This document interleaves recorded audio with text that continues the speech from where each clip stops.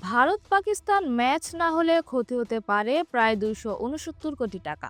শঙ্কায় বিশ্বকাপের বাণিজ্যিক ভারসাম্য। আসন্ন টি-20 বিশ্বকাপে ভারতের বিপক্ষে ম্যাচ বর্জনের ঘোষণা দিয়েছে পাকিস্তান। বিশ্বকাপে না খেলা বাংলাদেশের সাথে সংহতি জানিয়ে এই সিদ্ধান্ত জানিয়েছে পিসিবি। তবে বৈশ্বিক আসরগুলোতে ভারত পাকিস্তান ম্যাচ মানে শুধু ক্রিকেট খেলা নয়, কোটি টাকার বাণিজ্য জড়িয়ে থাকে এই ম্যাচের সাথে।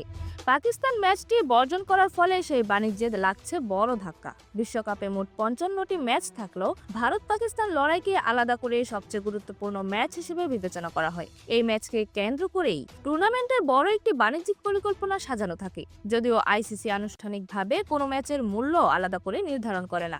বাস্তবে এই ফিকচারটি পুরো টুর্নামেন্ট প্যাকেজের অন্যতম প্রধান চালিকা শক্তি।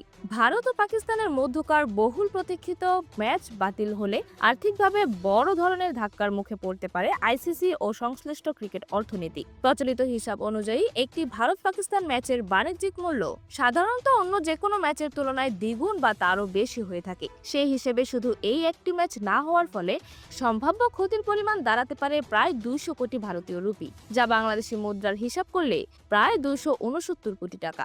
ভারতের প্রতিটি আন্তর্জাতিক ম্যাচের গড় আর্থিক মূল্য প্রায় 10 থেকে 11 মিলিয়ন মার্কিন ডলার, অর্থাৎ প্রায় 100 কোটি ভারতীয় রুপি। তবে ভারত পাকিস্তান ম্যাচের ক্ষেত্রে দর্শক আগ্রহ, সম্প্রচার সত্য, বিজ্ঞাপন আয় এবং স্পন্সরশিপের কারণে এই অঙ্ক সহজেই দ্বিগুণ বা তারও বেশি হয়ে যায়। ফলে একটি মাত্র ম্যাচ বাতিল হওয়ায় পুরো টুর্নামেন্টের আর্থিক কাঠামোতে বড়সড় প্রভাব ফেলতে পারে।